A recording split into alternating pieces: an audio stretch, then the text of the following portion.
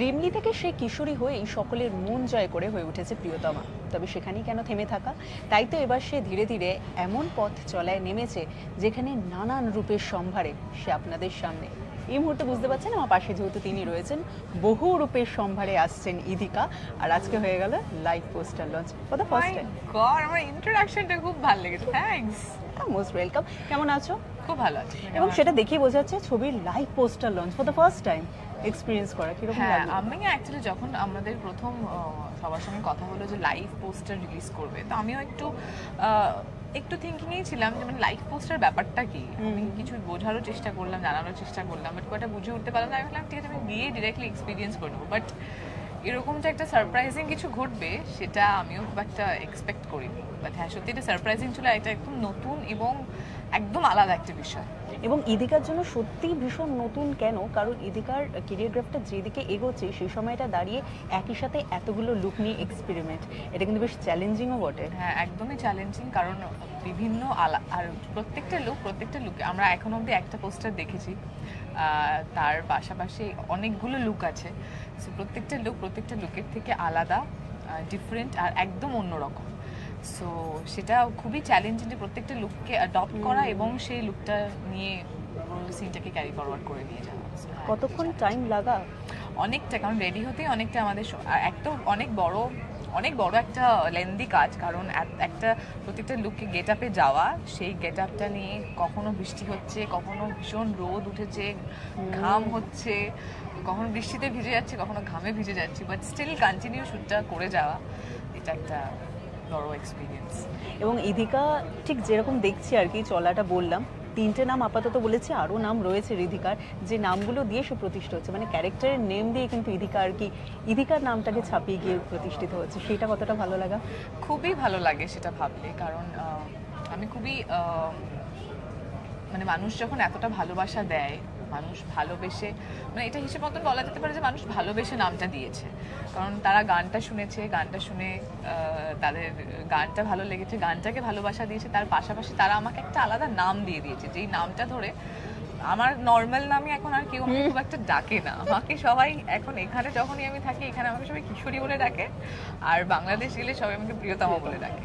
But খুব ভালো লাগে যে যখনই মানুষ এত ভালোবাসা দিয়েছে, বা নিজের সেই বাড়ির মেয়ের একটা ডাকনাম থাকে না, সেই বাড়ির মেয়ের ডাকনামের মতো করে ডাকে। আর ফর দ্য ফার্স্ট টাইম এমন একটা জুটি পেতে চলেছে, যদিও তোমার সাথে যাদেরই আমরা দেখলাম তাদেরই ফর দ্য ফার্স্ট টাইম জুটি, এটা সবটাতেই ক্লিক। এটা নিজের ক্ষেত্রে কতটা দেখছো, কিরকম ভাবে? হ্যাঁ, আমি তো বেশ অনেকগুলো স্টার, মানে তিনটে স্টারের সঙ্গে আমার কাজ হলো। আমি তাদের থেকে একটা জিনিস শিখেছি, সেটা হচ্ছে যে তিনজন ইন্ডিভিজুয়াল একটু বলো নামগুলো। তিনজন ইন্ডিভিজুয়ালি বলতে অফকোর্স শাকিব খান, দেবদা আর এখন বিট্টুদা। কাতে কি শিখেছো সেটা? আমি তিনজনের থেকে একটা কমন জিনিস শিখেছি, সেটা বলছি। সেই তিনজনের থেকে আমি এটা শিখেছি যে যখন একটা কাজ করবে, বা যখন একটা ছবি করবে বলে আমাদের কাছে তো স্ক্রিপ্ট আসে, আমাদের কাছে অপশন থাকে যে আমরা কোন স্ক্রিপ্টটায় কাজ করবো, কোন স্ক্রিপ্টটায় করবো না।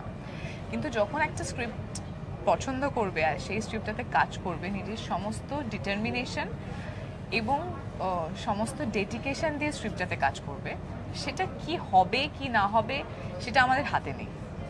যেটা আমাদের হাতে আছে, যে আমরা কাজটা কিভাবে করব, আমি নিজেকে কিভাবে প্রেজেন্ট করব, কাজটা কতটা ভালো করে করতে পারবো, সেটা আমার কাছে, আমার হাতে। যেরকম ছোটবেলায় আমার বাবা মারা বলতো পড়াশোনা আমি কতটা করব সেটা আমার হাতে আছে, পরীক্ষা দেবো কি সেটাও আমার হাতে, কিন্তু রেজাল্ট কি হবে আমি তো জানি না।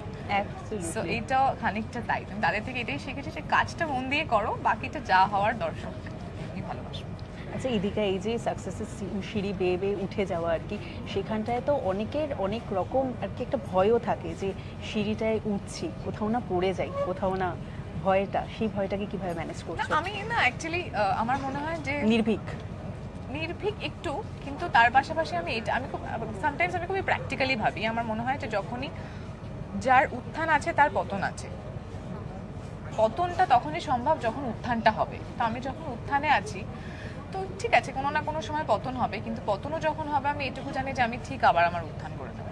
ক্যা Baat, thank you so much. শেষ করবো, যেহেতু নাম বহুরূপ, নানান রূপের সমাহার, এবং তোমাদের ক্যামেরার সামনে ক্যামেরার পিছনে দুটো মানুষকেই সেইভাবেই রাখতে হয়, কারণ সবসময় তোমরা ক্যামেরারই সামনে থাকো আর কি। সেই মুহূর্তে এরকম বহু রূপের সমাহারে কখনো ঠকতে হয়েছে এইটুকু সময়ের মধ্যেই?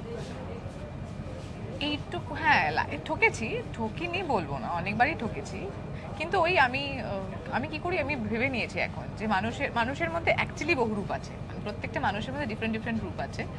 কিছু রূপ আমার জন্য হার্মফুল, কিছু রূপ আমার জন্য খুবই ভালো। এবার আমি তার কোন সাইডটা দেখবো বা সে আমাকে তার কোন সাইডটা দেখাবে সেটা তার উপরে। সো আমি সেটা তার উপরে ছেড়ে দিই, সে আমাকে তার যেই রূপটা দেখায় আমি সেই অনুযায়ী নিজের রূপটা পাল্টে দিই। বহু রূপ ফেয়ার ইনাফ আর কি, যদিও বা একটা রূপ সামনে এসেছে এবং বাকি তো আরো বাকি রূপ সামনে আসা বাকি আছে। সেই জন্য দর্শকরা অপেক্ষায় রয়েছেন। তো শেষ করবো, দর্শকদেরকে কি বলবে? দর্শকের সকলের কাছে আমার অনুরোধ যে আপনারা সবাই অবশ্যই সিনেমা হলে আসুন, ছবিটা দেখুন, খুব তাড়াতাড়ি রিলিজ করতে চলেছে। আমি ড্যাম শিওর আপনাদের সকলের ছবিটা ভীষণ ভীষণ ভীষণ ভালো লাগবে। Thank you. ডেফিনেটলি এদিকার সব কাজে আপনারাও পাশে তো ছিলেন, আছেন, থাকবেন, তাই এই নতুন কাজেও সাক্ষী থাকুন। আর ইদিকার এই নতুন লুকটা কেমন লাগছে সেটাও কমেন্ট করে জানাতে ভুলবেন না। আর এরকম আরও ইন্টারভিউ দেখার জন্য অবশ্যই নজর রাখুন আমাদের চ্যানেল। Thank you.